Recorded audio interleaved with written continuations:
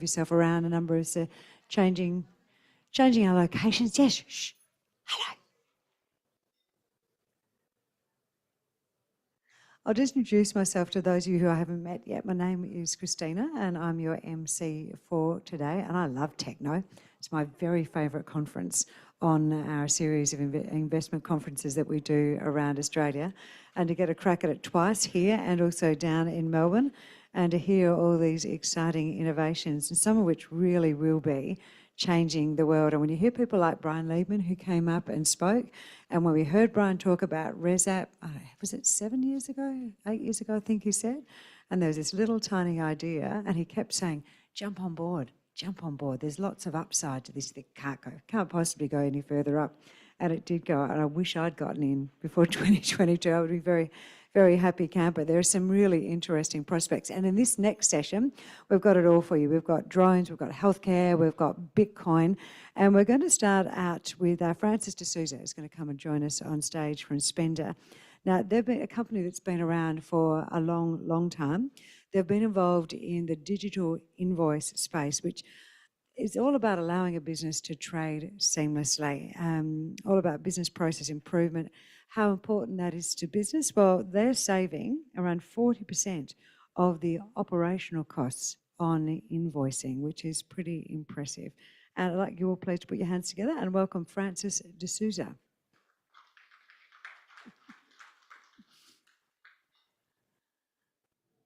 He's walking by stealth from the back. Would you like my microphone, or are you happy to be tethered behind there? I'm happy here. You happy there? Okay. I can hide behind here. I'll ring, no hiding. You've got to get out and crouch down. Would you please make him welcome again, everyone? Good morning, everyone, and thanks for your time today. I'm going to jump straight into the presentation, given the time constraints that we have. So, as Chrissy said earlier, we're in the invoice financing space. We provide digital software for businesses to transact seamlessly. So our software platform comes with embedded payment solutions, which enable supply chains and trading networks to operate and trade with each other seamlessly. So what does that all mean? In any business relationship, there's a buyer and a seller. And what they do is they form a transaction. And that transaction piece is the nexus of where we operate. So we allow that buyer and seller to form that transaction, collaborate around it, finalize it, and make payment. And in that payment piece, we allow them to either choose to receive money immediately, so the buyer can pay instantly, or the seller can receive money instantly. And that's where our embedded finance solutions work. So what does that look like across a network? So this is the whole value chain from manufacturing of raw materials to a finished product, which a consumer purchases at the end. Where we currently operate, we're operating across a franchise network where we allow the store network to make payments to their franchisor or head office seamlessly. So all that transaction flow that they generate from their customer order book, we process that and all the payments around that. We're also rolling out into the supply network, so the franchisor or the head office can make those transactions with suppliers and wholesalers. And we're going to manage all that exchange and all that payments flow as well. In the next 6 months, you're going to see we're going to start to roll out what's called a standard operating environment. So this is where the transaction is going to be originally formed. All that data is going to be collected from consumers when they make their purchases. We're offering our customers payment solutions for their customers, so all the consumers as well. And I'll talk a little bit more about that. Where we want to be is across that whole value chain from start to finish. So we're only managing the data once it's created, and then we're passing it up and down the chain, and then we're allowing all the people within that network to use our payment services to pay for all those transactions. So it's an ambitious goal, but it's something that we think we're definitely going to be able to capitalize on. So we've spent the last couple of years laying some solid foundations, establishing relationships, and we're right on the cusp now of growing those relationships and expanding that out. So we manage all the store payments to head office for Carpet Court, which is roughly about $20 million a month. So all that transaction flow. And we're going to roll out to all the Carpet Court network over the next 12 to 18 months. or that standard operating environment. So that's an integrated point-of-sale system with payments and payment solutions for their customers, which they can then roll back that transaction up the chain.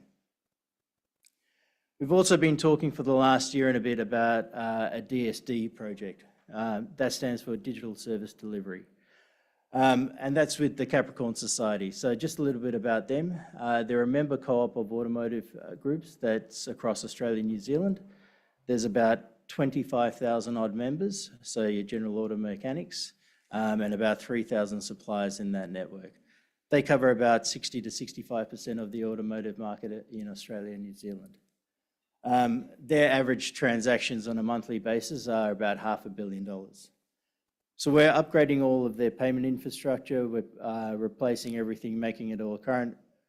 That previous slide that I showed you, we're embedding our software in there and our payment technologies. And we're going to be onboarding the first suppliers in the second half of this year. That will trigger a monthly licensing fee of $100,000 a month in software as a service revenue. And then on top of that, we'll be earning that payments revenue as we bring on board suppliers and customers. One thing that we were very excited about last year, we managed to negotiate a deal with a company called AirPlus. They're backed by a European bank, and they provide unsecured credit for businesses, which is very, I suppose if you're a business operating, it's a very attractive thing to have. And we've enabled that in our software, so people can select apply for unsecured credit, and it's a working cap facility that allows them to make payments to their suppliers, to their customers, whichever way, and we take a clip on that revenue. So we've just started rolling that out in February, so we're currently at about $6.5 million at June, and we're earning about $200,000 so far. And that's continued to grow, and that's going to grow more and more as we roll out to more stores and more networks. So over the last 2 years, we've been building and growing. And this is just a demonstration of our payments volume on a monthly basis as we've grown. So we've been adding more customers, adding more solutions, and adding payment solutions. And right now we're up to $250 million in the last financial year in payments volumes going through, and we expect that trend to continue to grow as we bring on more and more customers, which is not bad. It's 160% growth in a 12-month period. So recently, we've also acquired another software company called LinePay. So they were in, they do payments processing, and it was pretty much a no-brainer for us to purchase them because they bring us another piece to allow our customers to offer their customers payments and services solutions.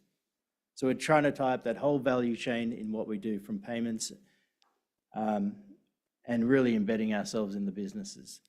They bring with them a highly skilled payments team, as well as another $3 million worth of revenue. So right now we're roughly sitting at around about $8.5 million on an annual basis, and we expect some quick wins in terms of cross-pollination of customers from for our customers and theirs as well. So we're looking at that revenue piece to really grow over the next 12 to 18 months, and we're quite excited about it. So just a very quick snapshot of the year that's been.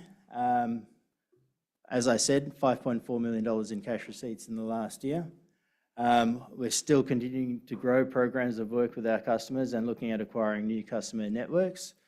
Our payments volume has grown 160% in that 12-month period, and we expect that growth trajectory to continue. And we're sitting with a cash balance of about $9.8 million currently. So we're in quite a healthy position. So things to look out for in the next 12 months. Further information on what we're doing with the Capricorn Society and rolling out to that network of 25,000 members and 3,000 odd suppliers. That software revenue piece, which will start to kick off in the next 6 months on completion of that project. Rolling out the Capricorn network with that standard operating environment across their 200 odd stores, where we'll earn software as a service licensing fees in addition to payments volumes. And rolling out the AirPlus facilities across our customers. So it's going to be quite a busy next 6 to 12 months.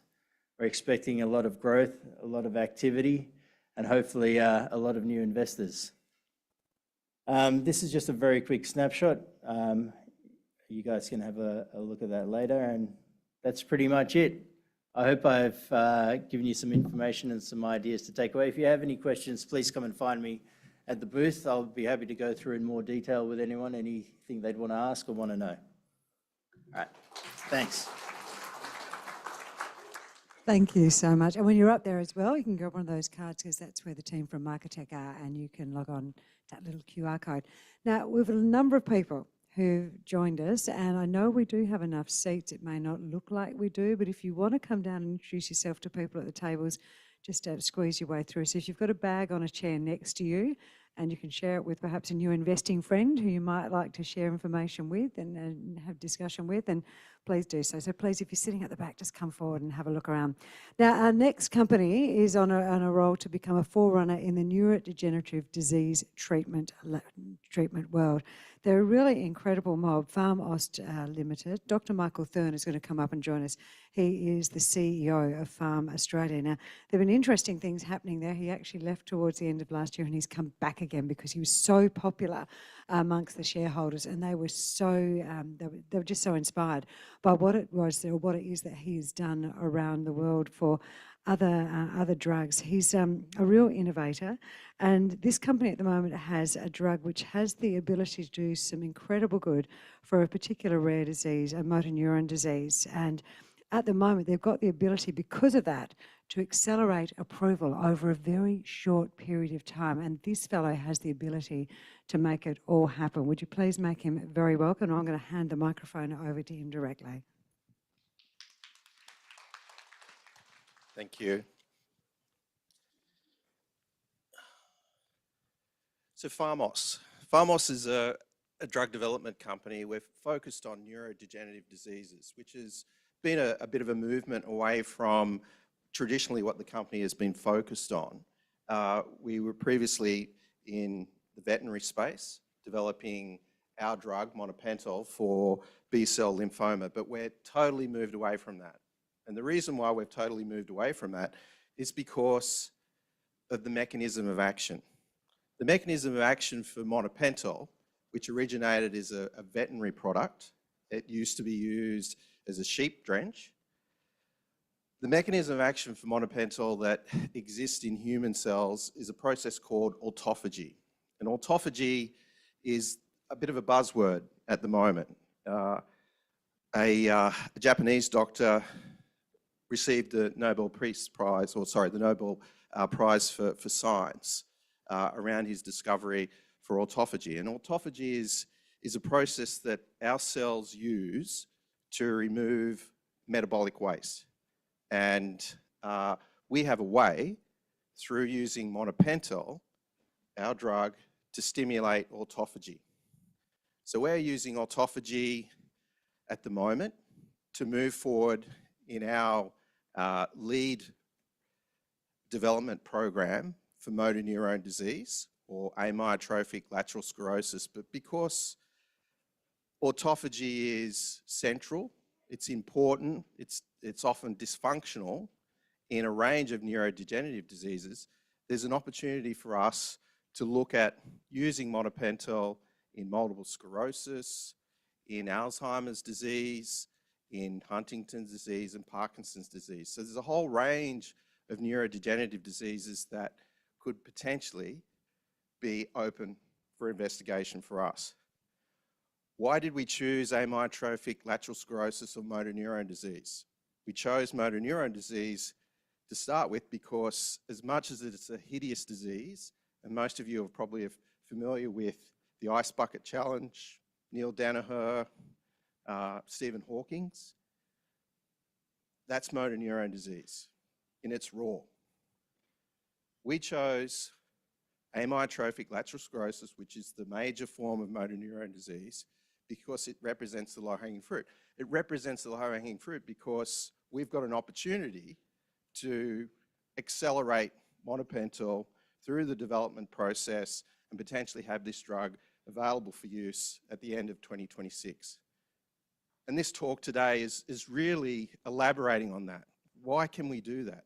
We've just done a phase 1 study. Why can we expect to get accelerated approval in 2 years' time?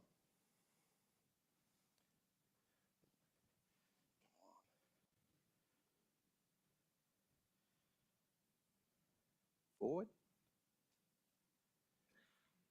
So there's a number of reasons why we can expect to get accelerated approval in such a short period of time. We got some fantastic phase 1 study results. When we put monopental into patients with motor neurone disease, we saw glimpses of efficacy. And those glimpses of efficacy was enough to get the FDA over the line in terms of providing us with an orphan drug designation. But it was also enough for us to be accepted into the prestigious Healey ALS platform trial. That's a trial that's being ran out of MassGen in the US by two pioneers, if you like, in motor neurone disease or ALS. They have a direct line into the FDA. That trial it's under an IND, so we simply provide the drug, we tack in as one of the arms in that trial, and because of that, we're able to decrease the timeline by 50%, decrease the cost by 30%, and we're able to open up the number of patients that are eligible for that study. And the reason why we're able to increase the participation rate is because of the platform, the innovative structure of that trial. The placebo, look, whenever you do a clinical study and you want to get FDA approval, you need to have a placebo-controlled study. Normally it's 1-to-1. We're dealing with a rare disease. There's not many people that want to sign up for a clinical study where they've got a 50% chance of getting the placebo. They want to be on the active.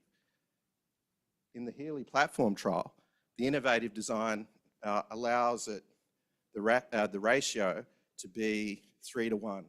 So you've got 75% chance of being on the active compared to the placebo. And that's because of the structure of the trial. They use a shared placebo group because it's a platform trial. So over the last 6 months, it's been an incredible journey for PharmAust. Not only did we get some really good data out of our phase 1 study, safety and tolerability. Earlier talked about safety and tolerability. It's one of the key hurdles. Our patients have been on monopental out to 21 months now. For a disease that typically, on average, the life expectancy is just over 2 years. We've had patients on drug for 21 months. Pretty impressive. In terms of the safety and tolerability, did we see many adverse events? This patient population is a very vulnerable patient population. For motor neurone disease, they're pretty much, they don't get around much. They're open to all kinds of infections, particularly in the respiratory system, because that's one of the systems that's affected the first. We only saw 3 adverse events in our clinical study that went for 12 months, and we're still seeing a low rate of adverse events. So for a vulnerable patient population to see long-term safety and tolerability over an extended period of time gives us great confidence that we can tick that off in terms of one of the things that we need to get across the line with the FDA or any regulator. The other impressive aspect that came out of the phase 1 data is that our target's in the brain and in the spinal cord. So a lot of drugs, there's plenty of drugs out there that work in the Petri dish and can show activity in a cell line, but for it to get out of the blood, into the brain, into the spinal cord, to where it needs to exert its effect, there's not that many drugs. It's one of the reasons why neuroblastoma is so hard to treat. There's not many drugs that go across the blood-brain barrier. So one of the fantastic things that came out of the phase 1 study was that we were able to show that the drug made its way across the blood-brain barrier, but also its active metabolite. And that's kind of rare for a metabolite that's active, for a start, but also to go across the blood-brain barrier. So we're delivering almost 2 doses to the target, which is in the CNS. The other aspects we've spoken about, orphan drug designation, acceptance into the Healy platform trial, but then there's the other overarching aspect of monopentyl. It's an approved veterinary product. The regulators have already seen the drug. They manufacture it on a 100-ton scale. So typically in drug development, you've got to worry about animal safety to get it into the clinic. You've got to worry about manufacturing to get it into the clinic and get it approved, to get it to launch. And then you've got to worry about your clinical trial results. So we're at phase 1, manufacturing tick, safety and tolerability ticked.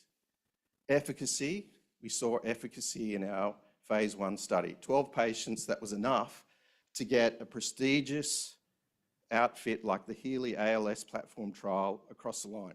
12 patients. They've had a number of companies in that Healy platform trial. A number of companies. We're the first company that got accepted into that Healy platform trial on the basis of 12 patients. Impressive. So we're on a pretty fast track in terms of packaging this all up together with the Healy platform trial, submitting it to the FDA, and then starting to enroll in our phase 2/3 study. Our next study, that's all that's required to get approval, either accelerated or full approval. To do that, we've recently refreshed the board to bring on the appropriate skills in corporate governance. Also, we don't see us as being the company that takes this across the finish line. We're setting the company up for an acquisition.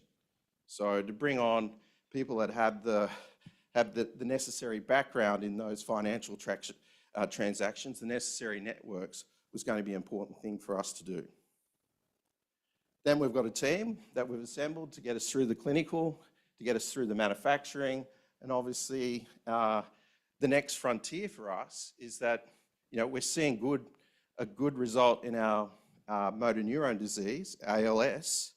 Can we add value by doing some inexpensive preclinical work in a petri dish or in animals to show that we have value, a utility in other neurodegenerative diseases? And that's going to be the focus of the company over the next 12 months. We know we can sell our ALS product for a premium.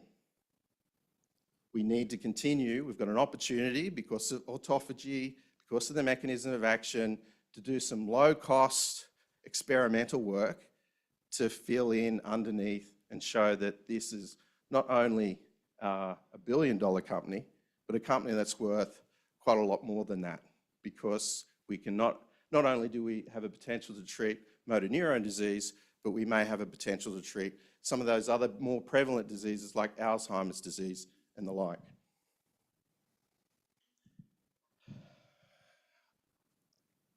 When I started, I spoke about how we're on track to deliver a drug in 2026. How can we do that? We've just finished our phase 1 study. We can do that because the disease that we're targeting is motor neurone disease. It's a rare disease. There's hardly many treatments available for motor neurone disease. We can do one study, and that study is through the Healy platform trial.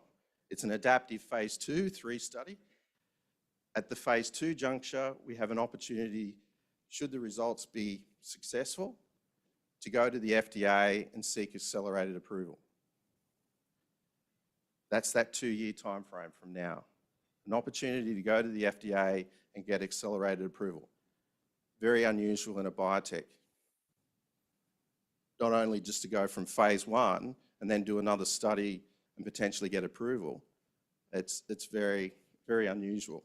Why can we do that? Because it's rare disease, because there's so few treatments available for motor neurone disease. We have an opportunity to a very low bar, I might add, to show efficacy, life extension in patients with motor neurone disease and get that accelerated approval. And why does that opportunity exist? It exists because the life expectancy on average for a patient with motor neurone disease from onset is 2 years. Remember before I spoke about our phase 1 study? We have patients that have been on the drug for more than 21 months. The average life expectancy from onset is 2 years. The other interesting aspect about motor neurone disease is that the incidence is going to increase by 70% in 2040. They think that's largely related to pollution. As the atmosphere gets more polluted, we seem to be getting a rise in motor neurone disease, ALS. The other and most telling and disgraceful aspect of this slide is that there's really only 3 treatments that are available for motor neurone disease. 3 treatments. One is tofersen that received accelerated approval. It only treats 300 people in the US, 300 people, because it targets a rare mutation, a SOD1 mutation. Rolutech, bradycardia, they treat the majority of patients. So worldwide, the addressable market's around over 300,000 patients. Roluzole, Rolutech, radicardia, edaverone, they basically treat those patients. Roluzole, 2 to 3 months. A lot of patients don't even bother, 2 to 3 months. Radicardia, the list price is $173,000 US. It only prolongs life by 6 months. Very, very low bar. Just to fast forward, this is probably our most impressive data that's come out of the trial to date. So we have had patients, our 12 patients, on drug for an extended period of time. This is the survival data from that study. I'll be quick. This is the survival data. And we have the ability to compare back to a historical database. Because it's a rare disease, we don't necessarily have to have a placebo group because it's unethical to give patients placebo. So we have the ability to compare back to a natural history database of patients with motor neurone disease. And when we do that and look at our patients, we see a highly statistically significant result in survival benefit with monopental. We'll leave it there.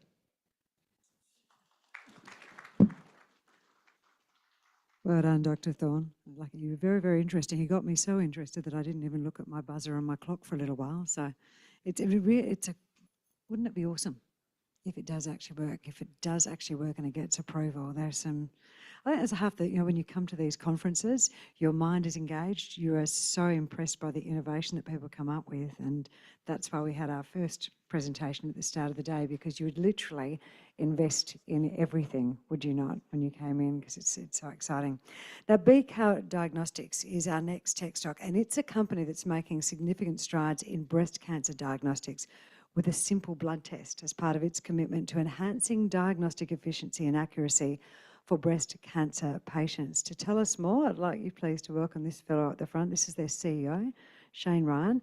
He's made impactful contributions in global oncology spanning precision medicine tests, clinical trials, the odd 2 decades you've been in this role for, Shane, haven't you? Involved in this around the world. And he's made a huge impact for people, especially in high-risk breast cancer patients. Would you please make him very welcome today? Well, no, I'll just stand here if that's all right. Good morning. Thanks for coming out on a very, very chilly day, and that's something for someone to say coming from Melbourne, but it's certainly fresh out there. Thank the organisers for today. Big thanks to the WE Group from an investor relations, I don't think so.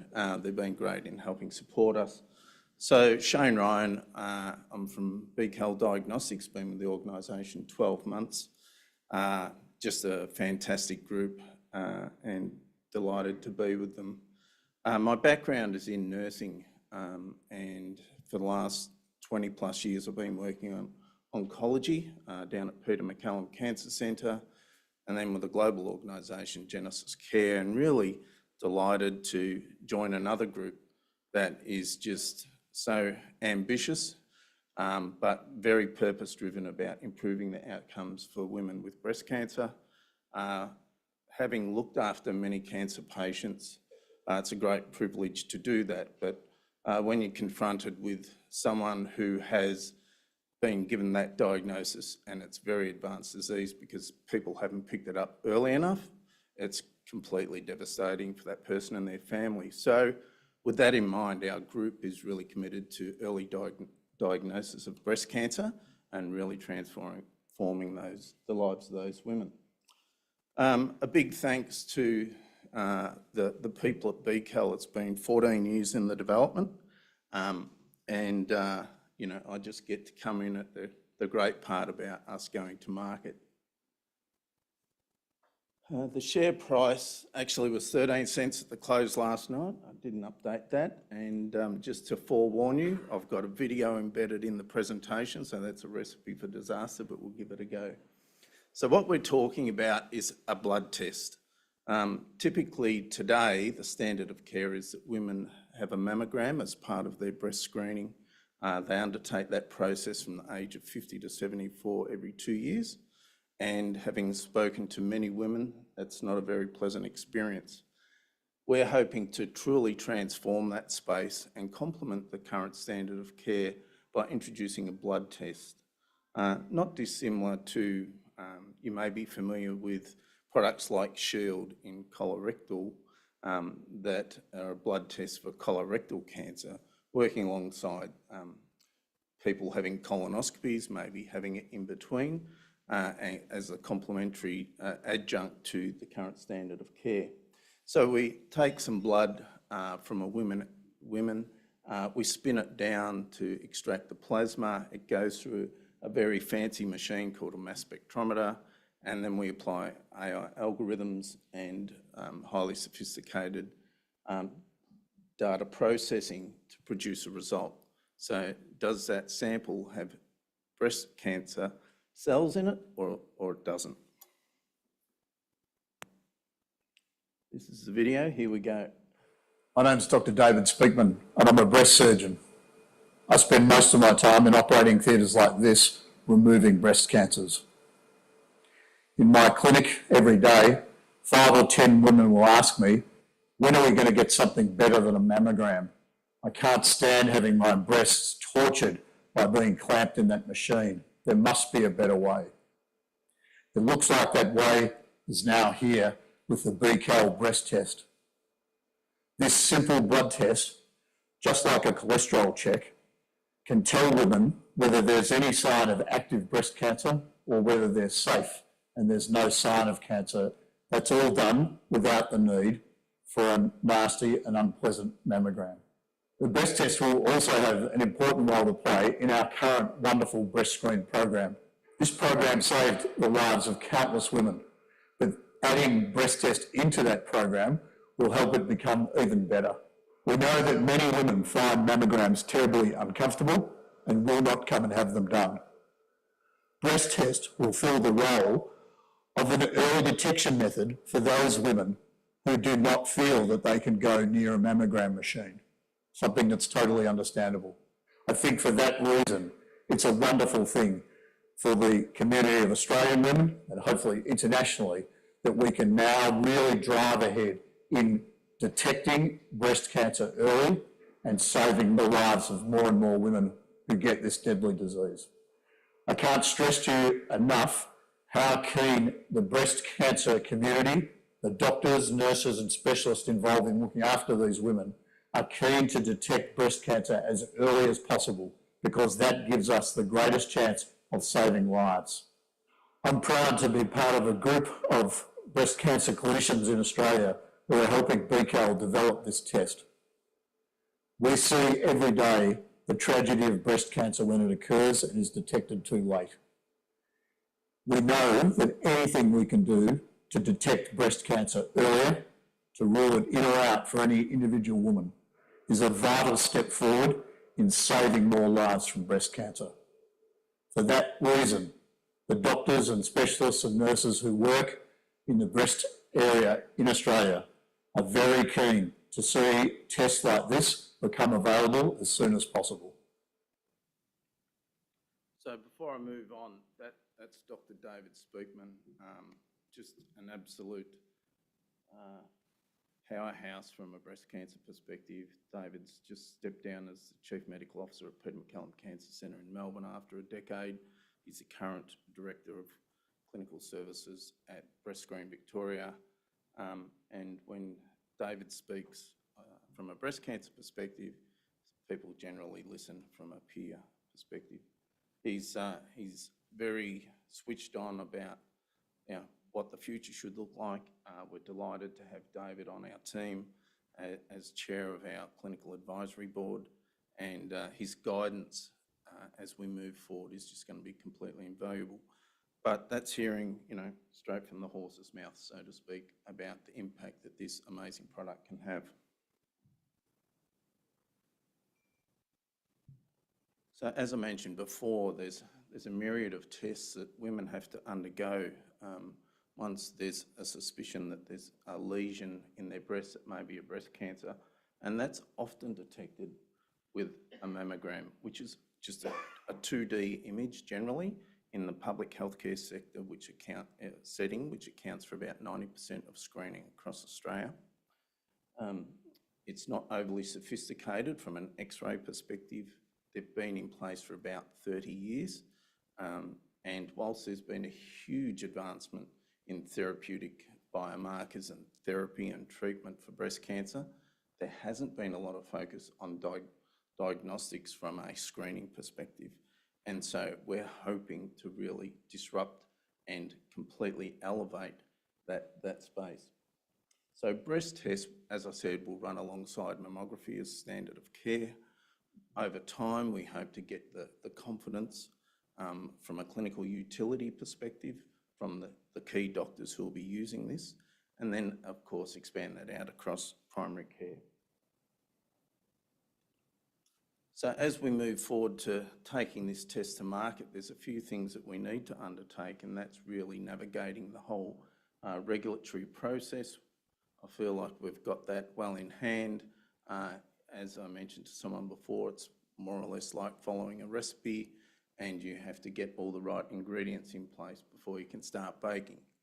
So we're very close to having NATA, which is the accrediting group from a laboratory perspective, come out to our North Ryde facility and assess as to our suitability for NATA approval.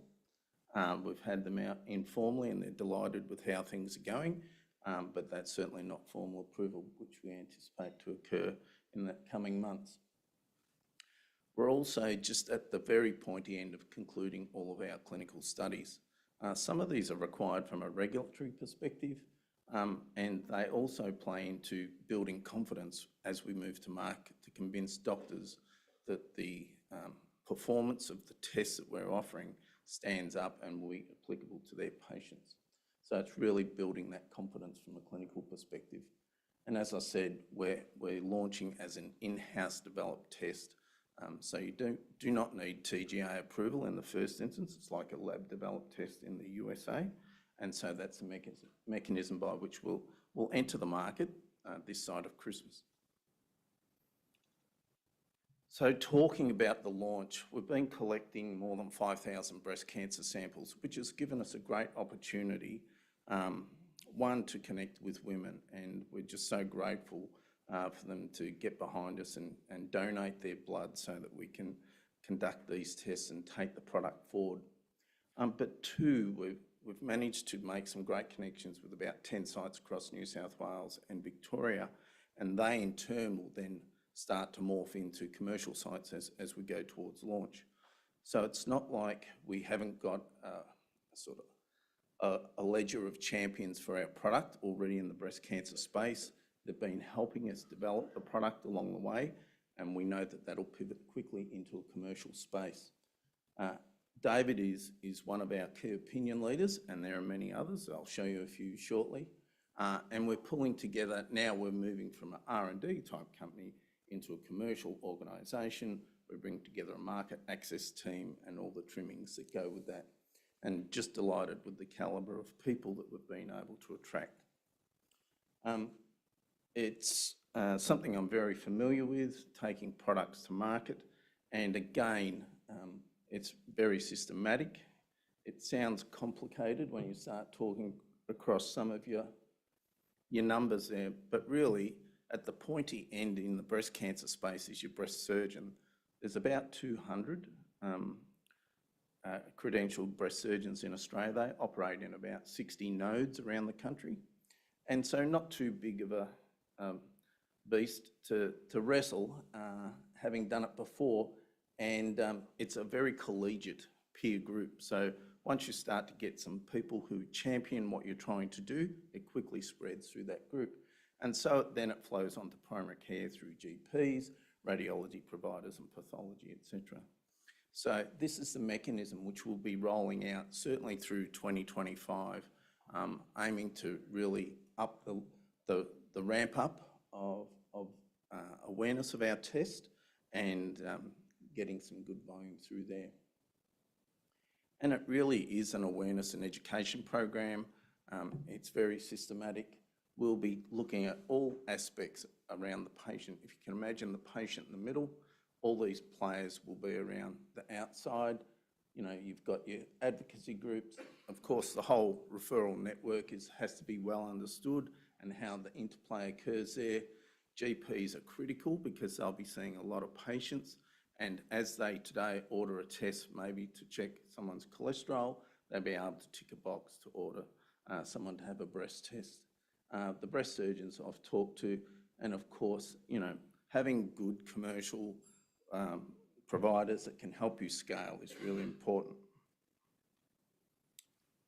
Some of the sites you'll be, the organisations on this page you'll be very familiar with, but you know, we've got a good foothold in Australia. We've collected a lot of samples and we're about to turn on the jets from a commercial perspective. We're collecting some samples up in India, and importantly, we've just started recruiting patients in America where we have eyes on that market for the subsequent to the Australian launch. David leads this fantastic group of people, just a privilege to work with them. They will be champions for the product.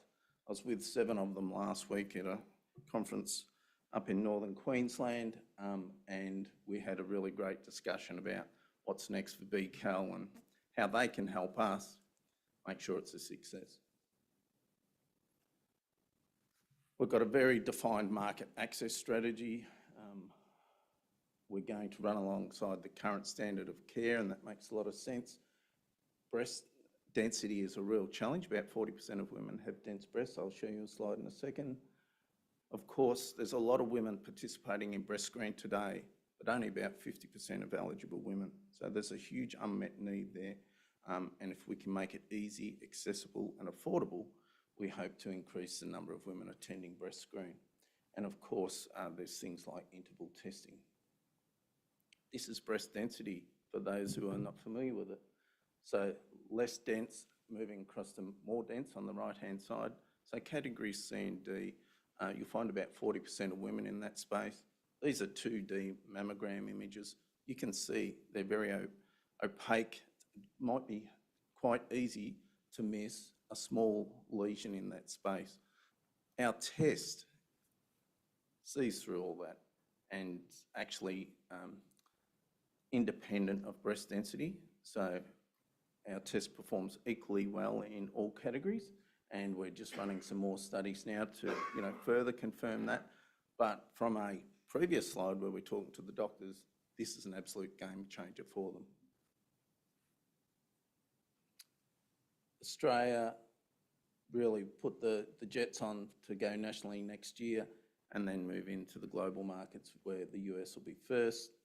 And we've covered most of these points, but we're truly set up for great success. I've got absolute faith in the team that we've pulled together, and just delighted to be able to really move the dial for the women with breast cancer. And thanks for listening today.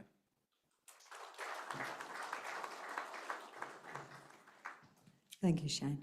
Just a reminder to all my presenters as well that you've got your timer down the front there, so you don't have to worry about me jumping up on stage with you. You can see your timer counting down for you. So we've got 15 minutes. I'll ring that bell at 2 minutes. I'm up on the stage at 1 minute, and I'll be standing right next to you if you shouldn't be here. The problem is we want to hear more, so but leave them wanting more. So direct people out towards the booths and continue that conversation. So our next company is, we've never had them at TechKnow before. This is their very first time presenting at TechKnow. Not hard though, because they only appeared on the ASX in the dying moments of last year, the final week, of 2023, they made their debut. Enlitic Inc. is a health tech company harnessing AI to manage medical imaging data in radiology, such as MRI, CT, X-ray, and also ultrasound images, to explain how their platform would increase the productivity of healthcare providers and decrease costs. Would you please welcome Enlitic's CEO, Michael Sistenich.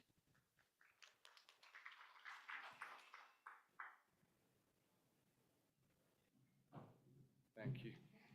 All right, we're already on the clock, so thanks everybody for coming to hear us talk about Enlitic. I'm very excited about what we do, and hopefully be able to convey that excitement in the time that we have today. So I'll go straight to our mission. What is it that we're trying to achieve? We are looking to revolutionize healthcare, and that is a big word. But fundamentally, what we're helping organizations do is to be able to access the information that resides within health data. And we are doing that initially in the imaging space. And by that, we mean handling the formats and the data that comes from your CTs, X-rays, MRIs, and ultrasounds studies that you undergo. The challenge in healthcare fundamentally is that the data that is there is incredibly hard to work with, and it is siloed. And so what we mean by that is about a third of the digital data generated every year is healthcare data.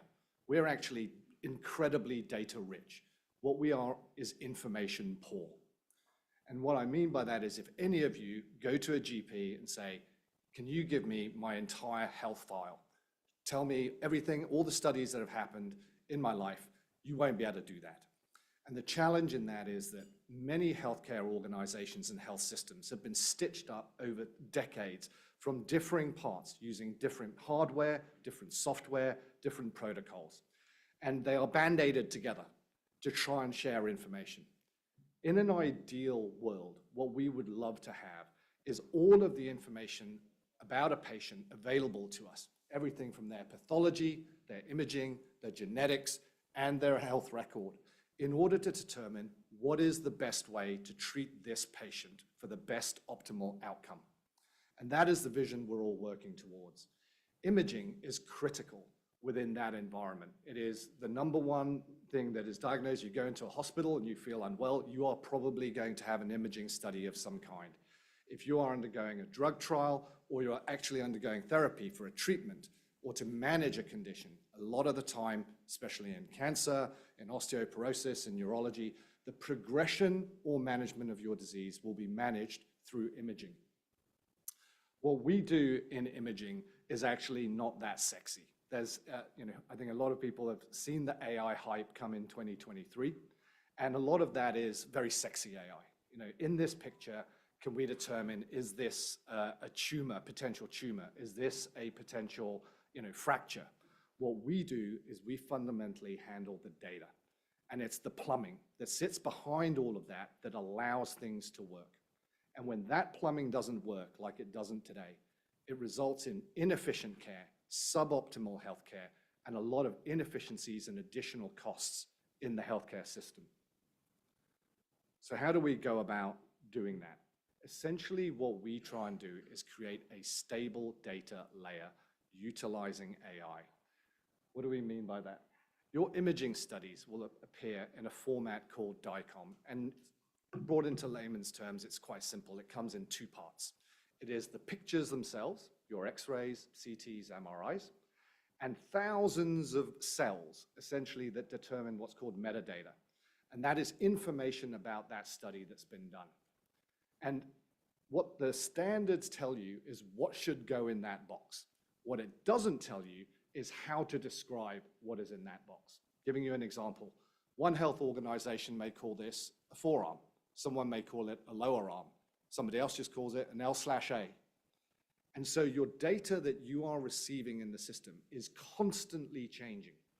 And you can imagine it's incredibly hard to work with data that is essentially a shifting ocean all of the time when you're trying to create efficiencies and to create automated processes.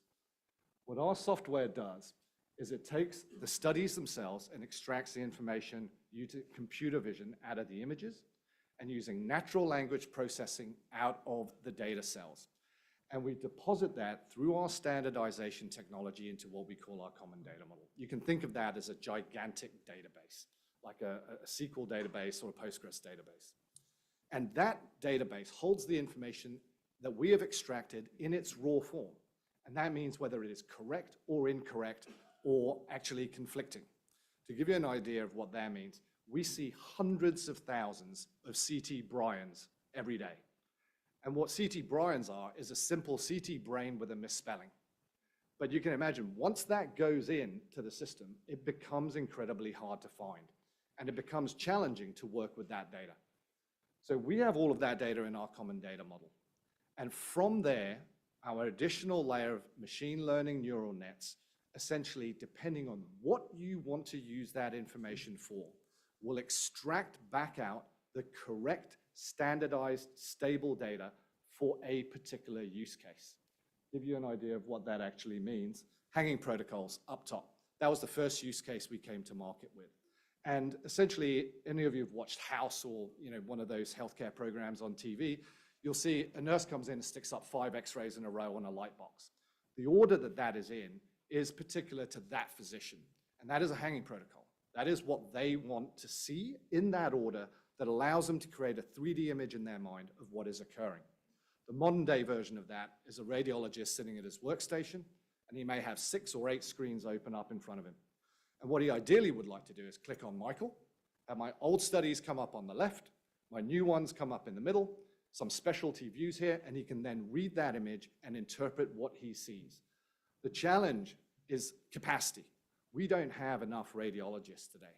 And when they are inefficient, it means that we don't have enough throughput, and it means that there are additional costs to the system. And what will probably shock most of you in the room who don't work in healthcare, a radiologist will on average spend under 10 seconds looking at an X-ray. That is the amount of time he will spend interpreting that study.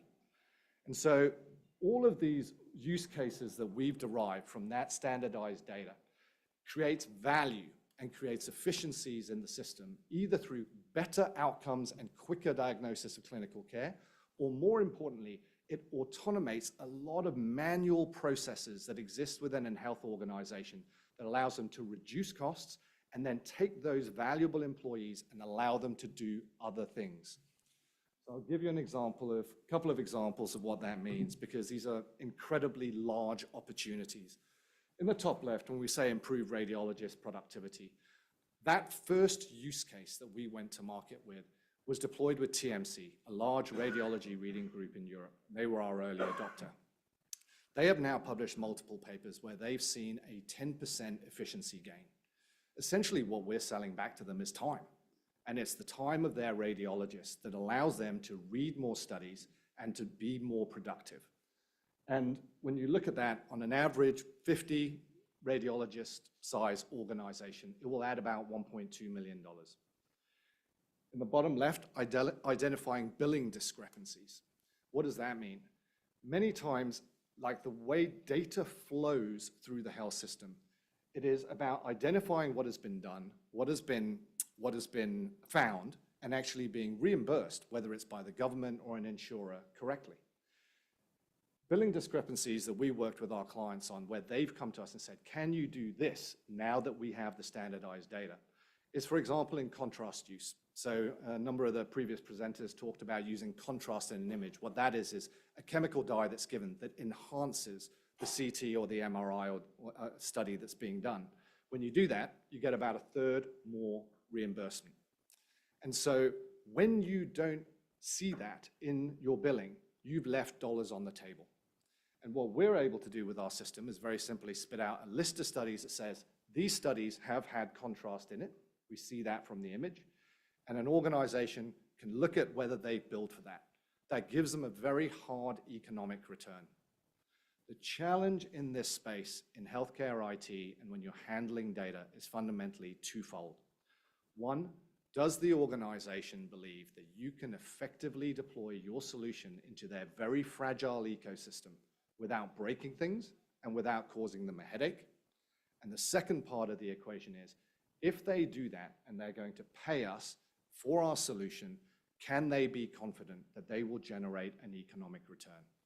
And where we are today is we're able to demonstrate that economic return in multiple ways. If we're looking at the commercial opportunity, this opportunity is enormous. Where we are today, we launched in the beginning of calendar 2022. And the sales cycle in healthcare IT is about 18 months. And it's about trust. It's that first part of it. Can I trust you to handle my data? Trust and privilege. And as we've progressed through that and proven our solutions up in the market, our solutions have been adopted across the geographies. So we are now approved, we're a Class 1 medical device, approved in Europe, UK, US, Australia, and Japan. And we're continuing to roll that out. We are now showing the real-world ROIs that can be derived. And as such, with the launch of Ensight 2.0 about 2 months ago, which is our fully integrated solution, we are seeing that accelerating conversion. Give you an idea of what that means. We have about $100 million in our pipeline, and everybody talks about the pipeline, but these are verified interactions with end users. This is a fundamental problem that healthcare has, and it is about converting that pipeline. We've gone from 1 client at the beginning of 2023 to 11 end user clients with multiple other channel partners that we brought in order to help distribute the product further. Give you an idea, there's about 40,000 health systems in the world. We have a 5-person sales team, so you will never be able to target every single end user. So what we do is we target the large organizations, such as the NHS, and we brought on our first NHS hospital, the Royal National Orthopaedic Hospital, a couple of months ago, and the largest users around the world. And then we work together with our partners, such as Blackford, which is a major AI adopter and provider.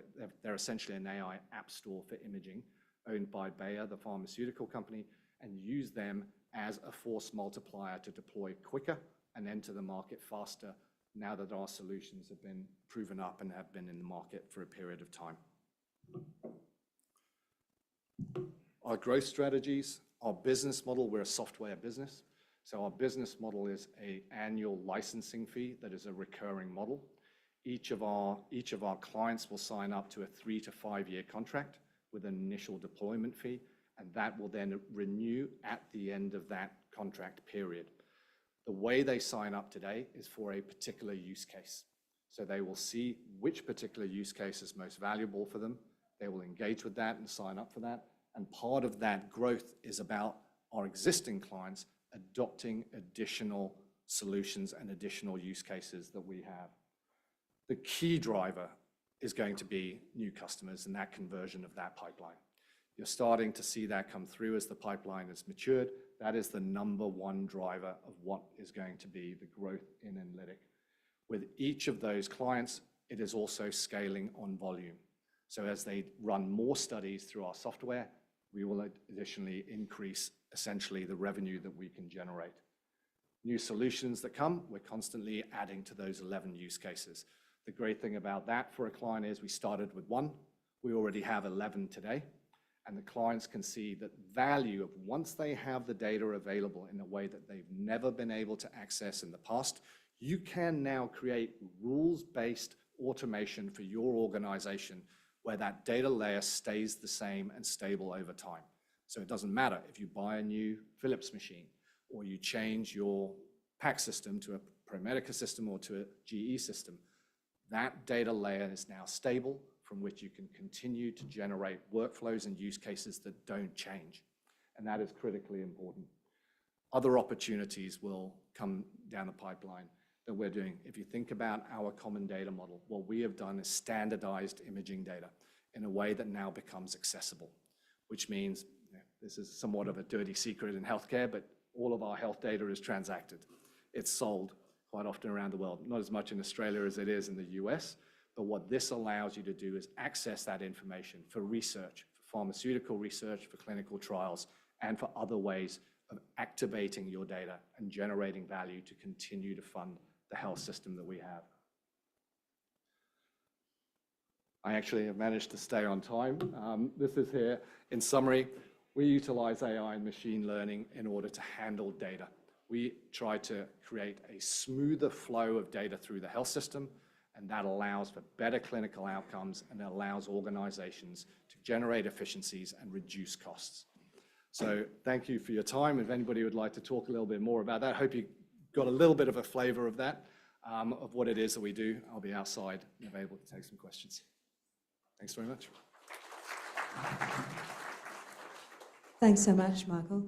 We do have a couple of seats free down the front here if you'd like to come. Kerry Stevenson is the lady standing up. Say hello to Kerry, everyone. She of the gold fame. So if you want to follow and invest in gold, she'll be the lady you'd be following as she leaves the room. She has left a couple of seats free there, so come on down and sit with us. We're talking DigitalX Limited next. It's a financial technology and investment company focused on growing the blockchain economy through its digital asset funds management business. Hello, how are you? Go ahead. Do you want one of these microphones? You are happy behind the stand? You on my microphone? Are you happy behind the stand? I'm happy. Okay. Yep. I always think you're one of those people that loves moving around. I hate to tether you behind something because you're not that sort of person that can be tethered to one spot. I can do both. Yeah, this is their CEO, Lisa Wade. So she's going to talk us through how DigitalX works and how it could grow our investment portfolio. Will you please make her welcome? Thank you. Get through the disclaimers. So from my point of view, DigitalX is one of the most exciting micro caps in Australia, which is why I took the role from National Australia Bank a few years ago. And I think today we can really talk about the new initiatives that we're bringing to market, and I'll probably spend a little bit of time talking about the digital asset space overall.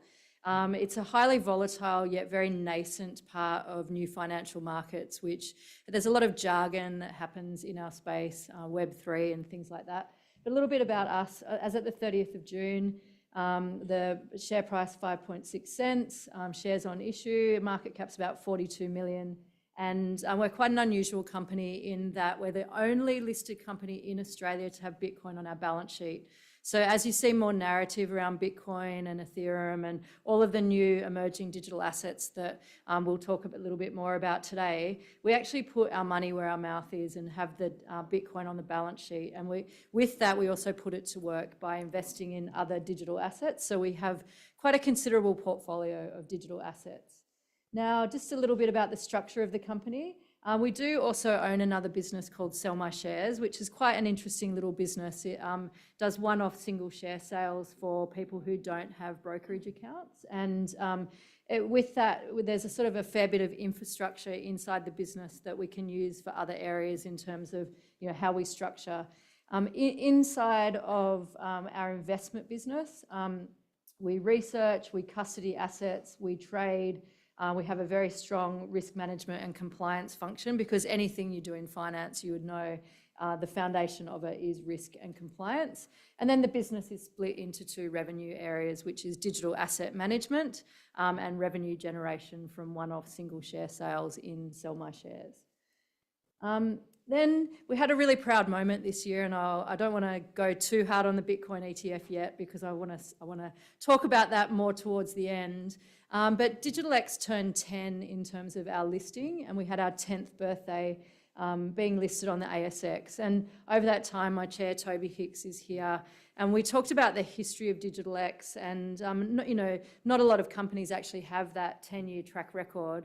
And we really have been pioneers of the digital asset space from day one. And so we sort of identified all the moments in time that DigitalX have actually been the first mover. So in 2014, we were the first ever and still the only cryptocurrency listed company on the ASX. What does that mean? It means that we broke through in a whole new space that had never been broken through before, which was Bitcoin mining. And Toby will tell you the story of the ASX called him up because they wanted to understand what the mining rights were like and the type of mine that we had. And they were quite perplexed by the fact that you would mine using computers, and we mined in those days these things called Bitcoin.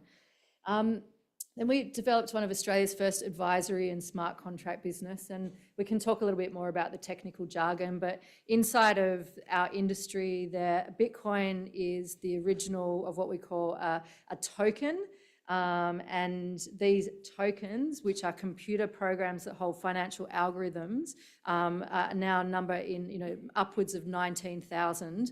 And during that time, we would make money by advising clients on how to issue those tokens, which now is highly governed and not an available space for us. We were then the first we can't really say that. We were one of the first digital asset funds in the world. And so one of the benefits to that today is that we actually have over a 5-year track record in both of our funds, which those people who understand funds management would know that that's a very big asset that we have in the business of having that track record and that longevity in investing in digital assets. Then in 2023, we very proudly did a test with the ASX and then rolled out a product called our Real World Asset Tokenization Fund, which is one of the first ever instances of a tokenized fund in the world, and that's called a real world asset token. So inside of that real world asset token, when I said tokens are digital representations that represent smart contracts, a real world asset token actually programs the characteristic of an asset. So it's not an esoteric, buy this crypto and it might go up or down. It actually has a value assigned to it from a real world asset. And one of those things that could be a real world asset could be a fund, which is what we set up. And that has actually proven in 2024 to be the killer use case. And that space has grown from 0 to the tens of billions this year. And most of that success has come from the likes of BlackRock tokenizing their funds. And we passionately believe that we're on the cusp of leapfrogging the ETF market. And which brings me to 2024, which is very proudly a few weeks ago, we listed BTXX, which is Australia's first ASX listed spot Bitcoin ETF. Now that sounds like a whole jumble of words, so I'll unpack that a little bit more in a minute. But what's really important is it's the bridging of the two worlds between cryptocurrencies and our current and existing financial markets. And it's a huge opportunity for our company to really go from what we might call the shadows of a new industry and a nascent industry to really stepping into the mainstream of the ability for Australians to hold these new digital assets in traditional portfolios as an asset allocation, rather than the complexities, which we do very happily in our business. That's what we do all day, every day, the complexities of owning these new digital assets. So as I said, BTXX was a huge moment for us. We rang the bell at the ASX. We also had the 10-year celebration at the same time. The CEO of the ASX came, which doesn't happen every day. It was a very great moment for our company. So I was just going to step through quickly the products that we have, because we don't want all of our other products to be overshadowed by BTXX. BTXX is really a pathway to a new future, and the other products invest in that future. So as I said, we don't want the big kid to overshadow the little kids. So I'm going to come back to talk about BTXX at the end, actually. Our other fund is a crypto fund. So we basically invest in the top crypto assets in the world. And what we do differently here, there's quite a number of fund managers that have moved into this space. We actually use traditional investment processes. We've built our own internal algorithms around how we select that portfolio, called the Universal Scoring Matrix. And we've built technology around what we call smart list and playlist that vets and screens that portfolio to actually generate really great financial returns. And we're really proud in 2023 to our two funds, our Bitcoin Wholesale Fund, and this fund were ranked number 1 and number 3 in Australia for Morningstar. Now that's no mean feat considering what we went through with the volatility in markets. And the real secret sauce in this is the way we select those assets and risk weight that portfolio as you would in traditional finance. The Bitcoin Fund, as I said, is our wholesale offering for wholesale investors, and this was the #1 performing fund, so we'll leave that one there. And then the REWAX Fund, which is the offering I was talking about before. This is a world first where we offer investors the opportunity to invest in a risk-weighted pool of real-world asset tokens and benefit from all of the innovations that will happen in that space. It's a very broad investment horizon because we want to be able to capture everything that's happening in the real-world asset tokenization space. And there's, inside of that is a new form of funding, which is too geeky to sort of go into today. But it creates what we call capital velocity inside the fund to allow us to generate risk-weighted returns. And while the world sort of catches up to that, we're also doing some great things. And the one that we're most proud of is about 10% of that portfolio, which was originally seeded from our balance sheet, is made up of housing asset reference tokens. Now, an asset reference token is the smart contract or the computer program that represents that real world asset, as I said earlier. Now, inside that asset reference token, what we've done is we've partnered with a company called Bricklet, and we actually own 20% of real Australians' houses. By buying the 20% of the representation of that house, the AMP Bank counted that for those householders as the equivalent of a deposit on a mortgage. And we were able to help them get onto the property ladder.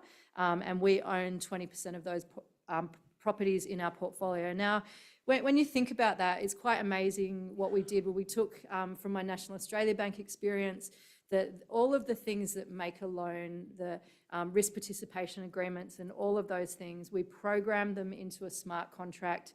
And because they're immutably on the blockchain, that the bank was able to say that that person had the equivalent of a deposit, that token represented a deposit. Now, that's a huge game changer for the industry. And as I mentioned earlier, this space is very, very nascent.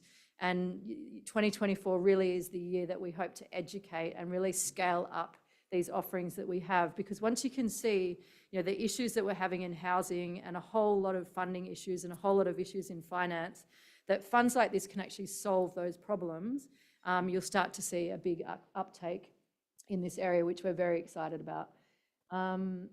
Here we go. The Sell My Shares business is a great little business. This is one of the products that we offer, and it's just single share sales all day, every day.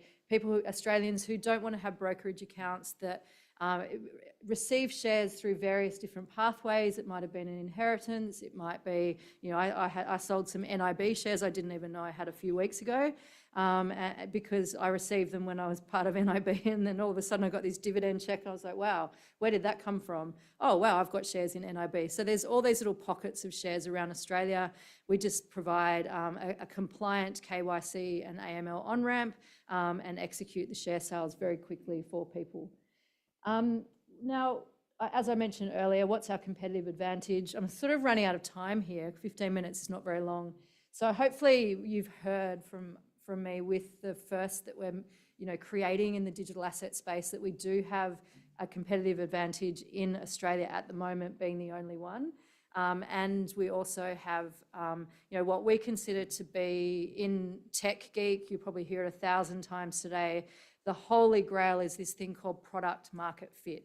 So why did we launch the Bitcoin ETF, BTXX? We launched it because we believe that there's an intersectionality between being first and being relevant. And what we felt was we wanted to create an opportunity for Australians to generate wealth in their portfolios. And we believe that BTXX allows for that. I personally believe that Bitcoin, Web3, transition to Web3 financial rails is the greatest economic opportunity of our generation. I've said that about renewable energy.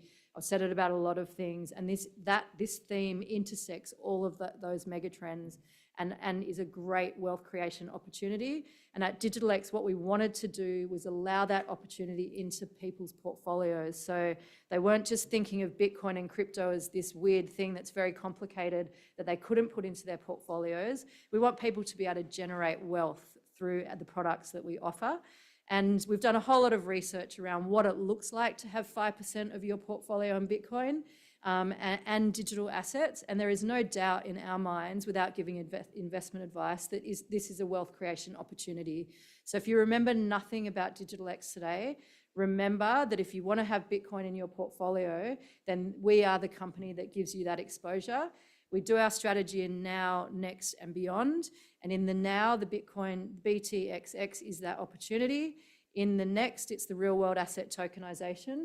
And then there's a whole lot of things that will happen in the market that will mean there's a new beyond in finance, which is these new financial rails that we're building. It's a hugely exciting time for our company, because now if you want to own Bitcoin, what is a spot Bitcoin ETF? It means our ETF, you can walk out and buy a fraction of a Bitcoin as a direct beneficial owner through the trust, not through anything else. You have a direct look through that ETF.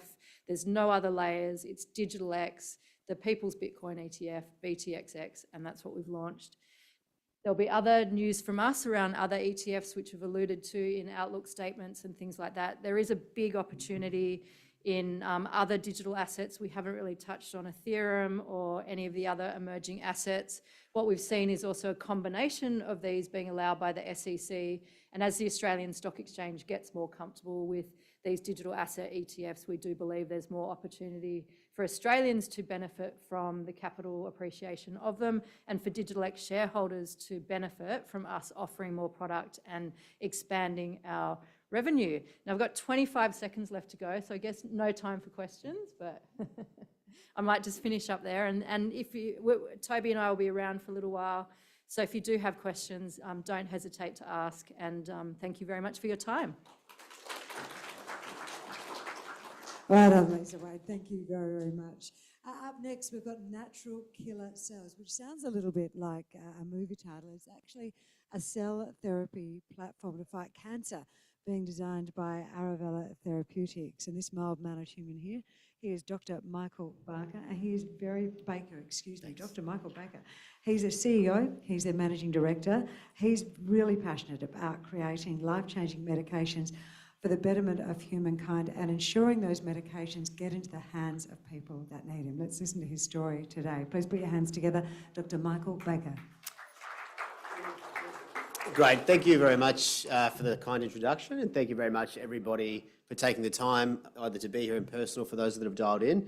And I am very much looking forward to talking about our iNKT cell platform in the promise that we think it can bring to solving some of the challenges around cancer patients and cancer treatment.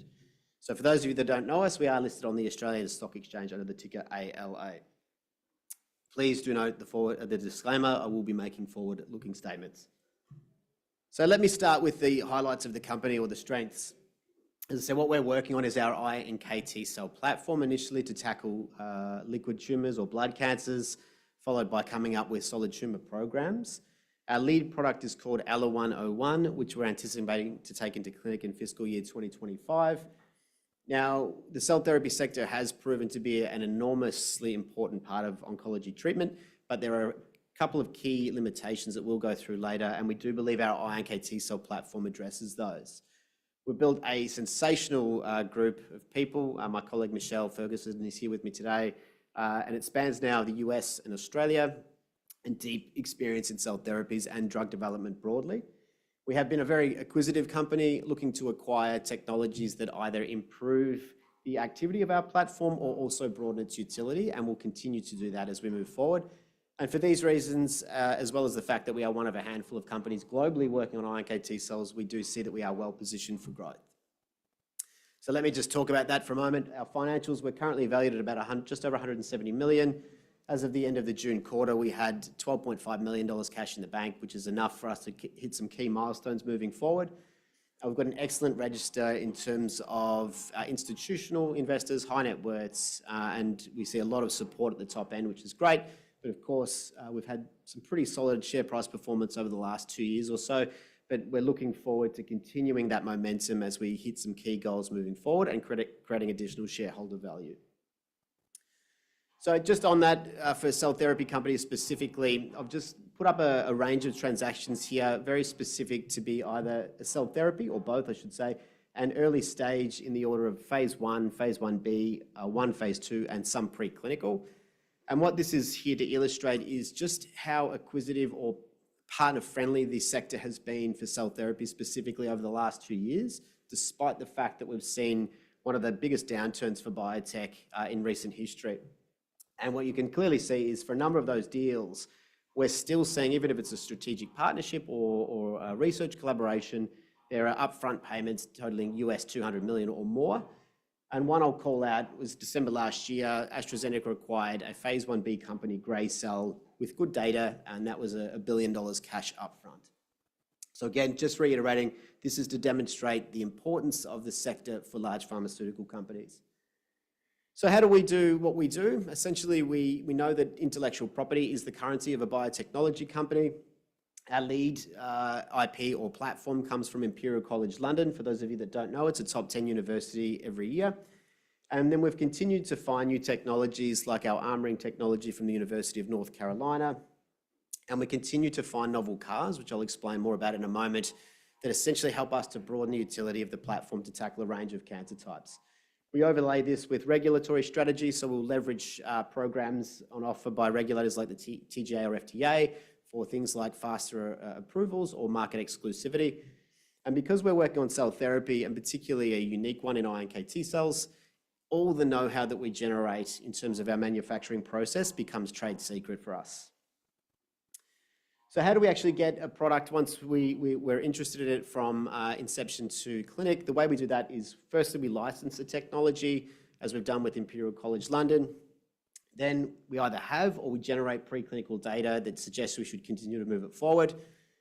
We generate one raw component, raw material, I should say, lentivirus that enables us to genetically manipulate the iNKT cells, and that feeds into our manufacturing process here. So for ALLO-101, what we're aiming to do is take that into clinic, as I said, in fiscal year 2025. For that program, we've completed the manufacturing process development and scale-up, which is a huge milestone for the company.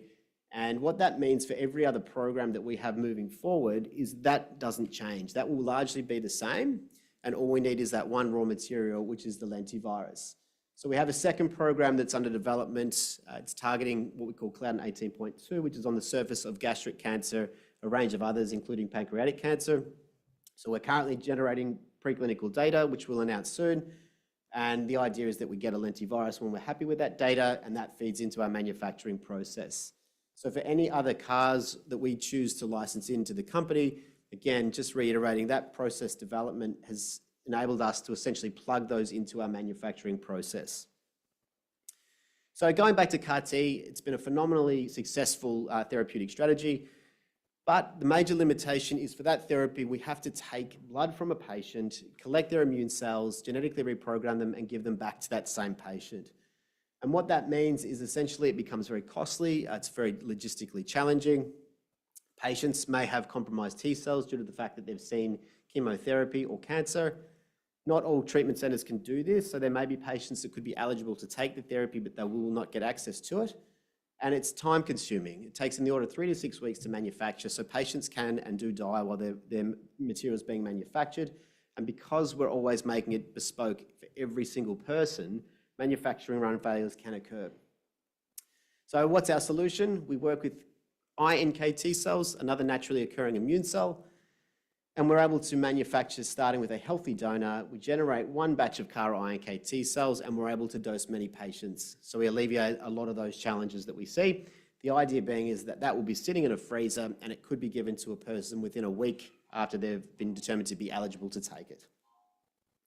So how are we able to do this? And I'll point this out very clearly. We did not invent the iNKT cell. They are a naturally occurring immune cell, and millions of years of evolution have done that for us. And just reiterating, most of the focus today has been on CAR-T or CAR-NK, two other naturally occurring immune cells. But for us, it is the iNKT cell that we care about most for the range of properties that we have that we think will set it up well for cancer treatment. So firstly, they don't cause what we call graft versus host disease, which means they don't go into a human once they've been given from one person to another and cause tissue damage or organ damage. They are considered the front line of the human immune system. So they can actually have what we call innate or adaptive immune responses, which are fast acting and longer term responses. They have the ability to kill like a T cell and an NK cell, and they naturally kill certain cancers that produce something called CD1D on their surface.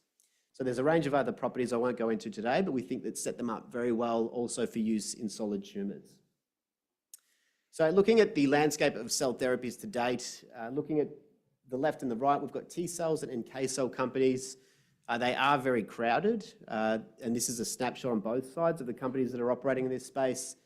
But versus the iNKT cell, this is it. This is the total number of companies working in the iNKT cell space. So we do find ourselves in a very unique position in what will be one of the most important areas of cancer treatment. And that, combined with our strategy to in-license IP that strengthens the platform or broadens its utility, also sees us being further differentiated within this subsector. So going back to the manufacturing process, so what does this actually mean? We announced this a few weeks ago, and we're very happy with the milestone the company's achieved. As I said, we do these steps in order to get a product into patients.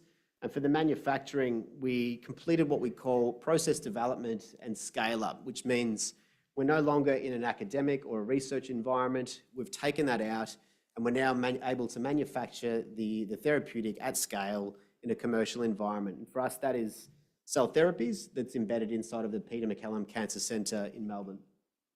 So what do? We collect the blood from a healthy donor, isolate the iNKT cells, and then we use what we call a lentivirus, which delivers the genetic material into the iNKT cells, and then we have what we call CARs, or chimeric antigen receptors. For those of you that aren't familiar, just think about those as the guided missiles that will now direct the cells to kill the cancer cells. We expand them up into the billions, and then we vial and freeze the cells so they're ready and stored for use. So I won't go through all the metrics on the bottom left here, but we're very comfortable that we've got a phenomenal process that we can take further into late-stage clinical development. And we've seen recently the FDA is looking at integrating what we call a platform designation, and we do see that we'd probably be a good fit for that. So importantly for us, if we wanted to change the cancer type that we're going after, the only raw material that we need to change here is what we call the lentivirus. And then we've got a new CAR or a new homing missile that potentially goes after a different cancer.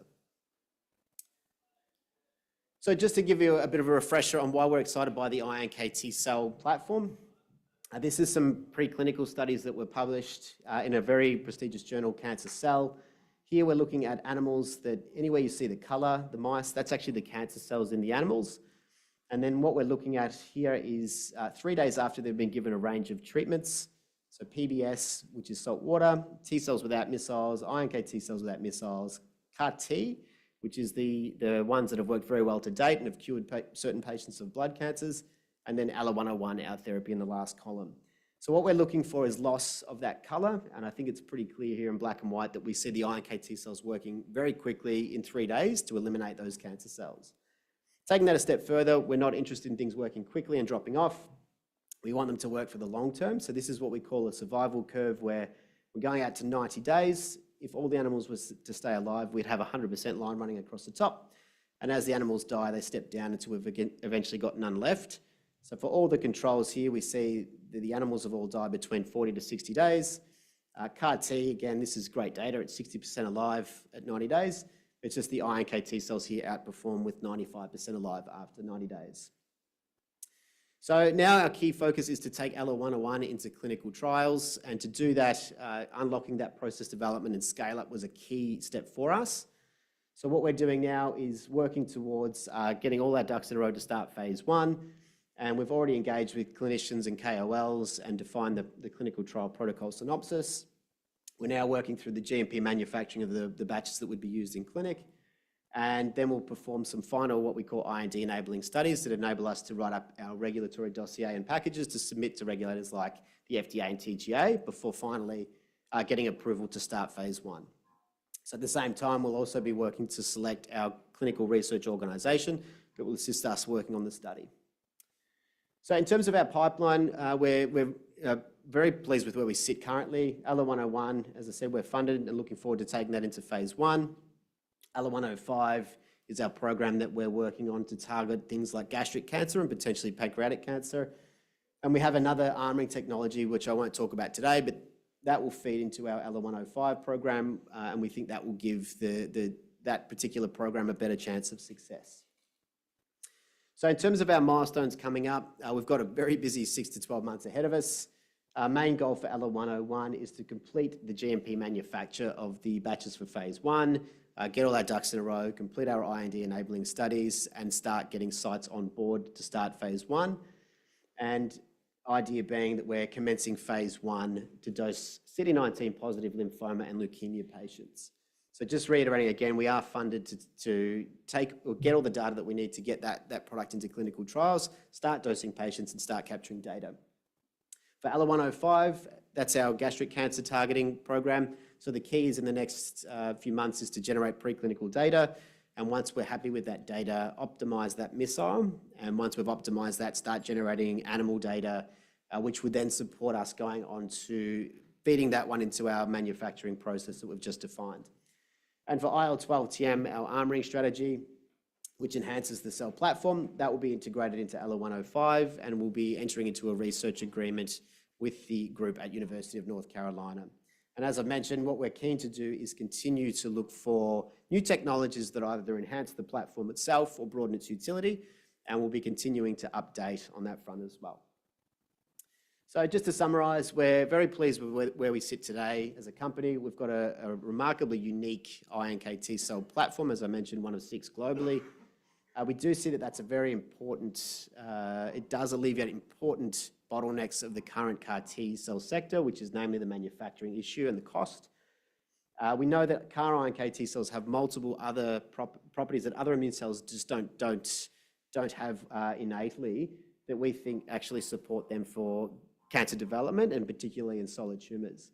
So we are aiming to progress our lead product to clinical trials quite soon. We are continuing to expand our pipeline in the background and doing that cost effectively. And again, for all these reasons, we do see that Arovella is and continues to be well positioned for growth. With that, I'd just like to say thank you very much for everyone, again, attending, and I'd be happy to meet everyone around our booth later on today. Thank you. Thank you so much, Dr. Baker. Appreciate it. Right, launching into the drone space with our final presentation prior to lunch, RocketDNA, and this gentleman is CEO Chris Clark.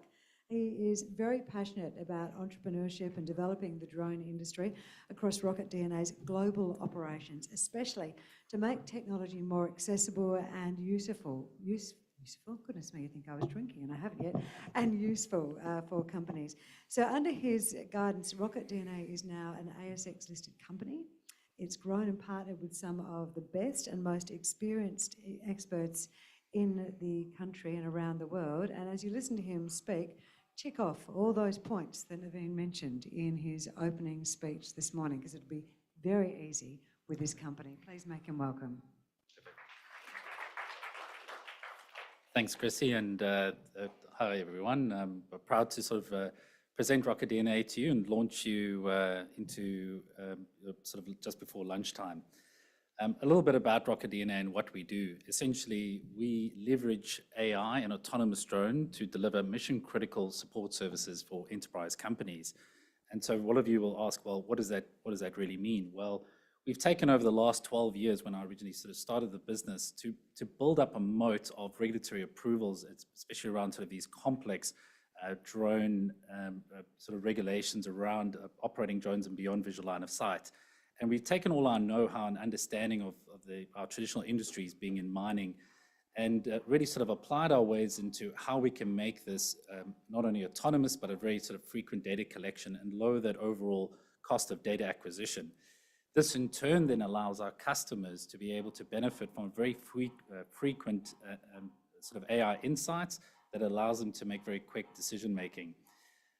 What sort of separates us a lot from all of our competitors is that we are dealing with tier 1 and tier 2 customers. We're negotiating long-term recurring revenue models straight up front, and that's really allowed us to sort of provide the business with the runway that it needs to not only sort of scale over the last 2 years, but also develop new technology, which I'll chat about shortly. At a quick snapshot, we're a $4.5 million market cap company with $6 million in revenue. We've just launched sort of the last quarterly, so we've got cash in the bank, 0 debt, and really sort of just taking this company on a nice sort of trajectory, which I'll get into a little bit later about the sort of the strategy. But Ideally, we've made some really great progress over the last couple of years and repositioned the company for what we believe to be the new phase of growth. Our customer base, as mentioned, is traditionally in the tier 1, tier 2 space. We are globally positioned around not only in Australia, but in Africa as well. Our customers have been with us from day one. Our very first customer was BHP when they were in thermal coal, and that same site is still with us today. Every single customer we go to, once you've changed that workflow or that task, we seem to be sticky and we never leave. Generally, when I'm kind of chatting to people about drone technology, there's not a shortage of opportunities. We've sort of stuck to our knitting, which has been within that mining space, and really got into each of those data workflows. So what our customers are typically using us for when you're looking to automate a task within one of these industries is we're looking at how we're automating either that surveying, that data capture, and that reporting, be it drill and blast, which there's a lot of opportunities in how you can do the efficiencies around minimizing the waste within that, tailing storage management, and more prominently now around security and surveillance. We're seeing a lot of those applications now coming to the front, especially in Australia around, you're seeing a lot of copper cable theft, cattle rustling, a lot of these issues that are now becoming more prevalent in the country. So what do we really have done over the last year since I've seen you last? Well, we've developed what we call our XBot platform. This new product is on top of our traditional business, which has been already about sending people out, capturing the drone data manually. And we've recently seen the opportunity in now being able to automate that entire front-end data capture process. And we've developed this all internally, manufactured locally, and got it fully CASA approved. We're only a handful of people that can actually do this and scale it at large within the country. But we can deploy this anywhere in the world for our customers. So whether you're a Rio here in Australia, or whether you're in the new sort of West Guinea, we can support our customers wherever they are based. The way that these systems work is you've got this front end of deploying the drones, but in the back end, we then control these drones from one of our 3 remote operating centers. We have one based in Adelaide, Perth, and in Johannesburg. And essentially, we can then trigger these drones to either operate on a schedule or on an ad hoc basis, which we're then in the back end monitoring and managing and deconflicting airspace and controlling these drones. Ideally, this gives us the opportunity to really kind of perform a bit of a labor arbitrage. What we see is that our customers currently, for you to get anyone onto a mine site, you're having to employ two people, journey surveyors. They're about 160,000 each. So you're spending on average about 300 grand a year to send a surveyor out to a mine site. With one of these XBot units, you can replace 2 surveyors, and that's from a cost perspective. Ideally, we're obviously positioning this to our customers, saying this is also ability to really kind of remove people from dull, dangerous, boring sort of work, and allowing them to really focus on what they do best, which is they need making decisions. When we're taking our XBot unit, we're then also positioning in a way for our customers into what they need. So while the core hardware element stays a lot of the same, how we then integrate that from a software level becomes very, very important. So here we've taken the XBot, we've deployed it to a mining customer in the form of what we call the survey bot. And this unit is performing daily surveys, volumetric calculations, all automatically reporting, looking at their conformance. And again, what we've seen really from a validation perspective is that when we deploy these units, they never tend to leave. We recently had a bit of news that one of our customers went into administration, and so we had to cancel the contract. But just only a couple of weeks later, the administrators come back to us, give us a purchase order, and said, please turn this back on. We need to have this going now. Because if they didn't have the XBot powering and going on, they wouldn't know how much they were digging and taking out of the ground. That is how critical our products become as we deploy them into it.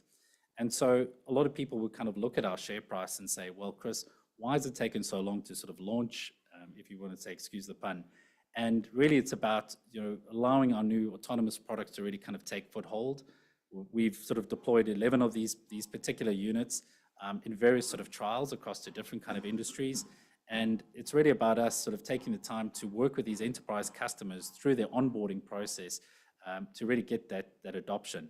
But again, once we found customers adopt it, they never let this leave. The current version I'm showing you here is our patrol bot. We've got a trial going here for a local government customer as well.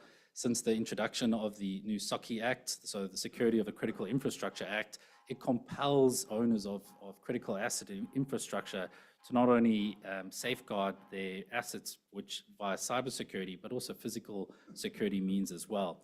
So we're seeing a lot of sort of wins that are sort of carrying us in sort of meeting demands of these needs as well. And again, you're now removing frontline workers. Nobody wants to be patrolling and putting themselves in harm's way of monitoring these assets and being a security guard on the ground. And this is all now being automated by our solutions and then shared in real time with the customers. Having a look at a couple of the financial highlights, especially sort of looking over the last quarter, we're very proud of our team and what we've managed to achieve for the size of the company where we're at the moment. We really believe that we're punching above our weight in sort of managing that cash flow. If it wasn't for sort of the once-off tax payment, we already would have been in the positive territory. And so I think for the team, it's about managing that burn and really sort of fulfilling the pipeline. We're not short of opportunities. It's really just about picking the right ones that are going to pay the bills up front. And so that's how we're sort of keeping quite close to us for the moment. If you're sort of looking at our revenue sort of trajectory and sort of growth, a lot of our business is still within the traditional sort of space. So we've got these long-term contracts with big major customers that we've been providing. And our new autonomous X-Bot is what we believe is going to launch us into the next phase of the company. Again, having a look at the quarterly sort of cash results as well. Sort of again, maintaining sort of that revenue line, that half year. We really believe we're at that inflection point now where one or two more of these units sort of sold. We're in the black, and I guess to give you a bit of sort of the context in sort of the scale and the sort of the size of these, Rio in its annual operations employs over 400 drone pilots, so 400 drones deployed. BHP 600, Glencore 400, Anglo American another 400. This is in Australia alone. We're not even talking about the sort of the global drone scale. And we're looking at automating 25% of these operations. So even at a tier one sort of space, that comes into hundreds of units. And we've only currently got 11 currently manufactured. A little bit on top of our business, while we talk a lot about the strength in our recurring revenue streams, we've also got a lot more to us. We're actively involved in once-off trials and POCs within our customers. And so we do a lot of project-related work that you may not always typically see in some of our key metrics. So this is a great slide just to refer to sort of get an idea of what the pipeline looks like for new projects coming up. As sort of mentioned, sort of really sort of struggling on towards that break-even sort of line, managing the cash sort of well, and I think really sort of taking advantage of opportunities when and as they arrive within the business. We kind of manage and look and report on sort of the two key metrics being within the annual recurring revenue and the TCV. Two sort of, as you notice, so the dip there can be explained by two factors. The one being Vedanta, who's been a long-standing customer of ours, only renewed post-quarter, so their numbers weren't reported in the TCV. And subsequently, then Calidus, who we cancelled with as well, then we removed. But as sort of mentioned, the administrators came back and gave us a PO for more money just to keep it going. So we'll sort of negotiate as that develops. When we look at the company, we say, well, really as sort of shareholders, and I know there's a couple of you sort of see me previously and have invested in the business, and which we're really grateful for. And if I kind of sort of take the chance to say, well, where can we take Rocket in the next 6 to 12 months? A bit of independent research, which was actually commissioned by the government recently, shows that in the next 20 years, we're going to have 60 million drone flights occurring per year in Australia alone. 500,000 of that will be in the mining industry, and the 300,000 of that will be into the frontline industries around the police. Rocket has responded to multiple tenders that have come out recently by the government with regards to what they call drone as a first responder programs. So this is where drones are sent out in advance of responding police officers. One, removing them from harm's way, and two, also being able to really give that immediate situational awareness in terms of, do you need to send the police, an ambulance, or a fire truck? It's a very big concept that's been executed well in the US and is now coming to Australia. And we look very excited to sort of reporting some more news within that as well. So again, sticking to our knitting, we'll continue to service that mining industry because they pay the bills really well, but where we see the margins and the potentials within the security and public safety perspective markets. Our growth pathway is pretty unique. Again, as a business, we're always focused on those multi-year contracts, negotiating for those long-term deals. How we integrate our products is we're not just selling hardware, we're not just selling software, we're really understanding the customer's problem, how we bring that all together to automate a particular task or workflow so that it makes us sticky for the long term. That again is all supported by our autonomous drone solutions and remote operating centers, which are operating 24/7, and that's really from a regulatory and safety point of view. Our team continues to monitor and manage the company very, very efficiently. We all wear a couple of hats, and we really look forward to how it sort of develops over the next couple of months. On the customer growth side, when we got the first CASA approvals to deploy these systems, we went straight towards the tier ones, I guess as any company would, and they've embraced it quite wholeheartedly. What we probably underestimated was how long it would take for these tier ones to develop. It takes a long, long time. Really big fish, but takes a long time to grow. So that's when we started tackling the tier twos and tier threes, which have had quicker success there, and that's feeding us. And then again, more recently, a lot of government work coming out of the safety and security space. So yeah, that's really pretty much all from us at RocketDNA. We thanks for following us, and hope you enjoy your lunch. Thank you. Thanks,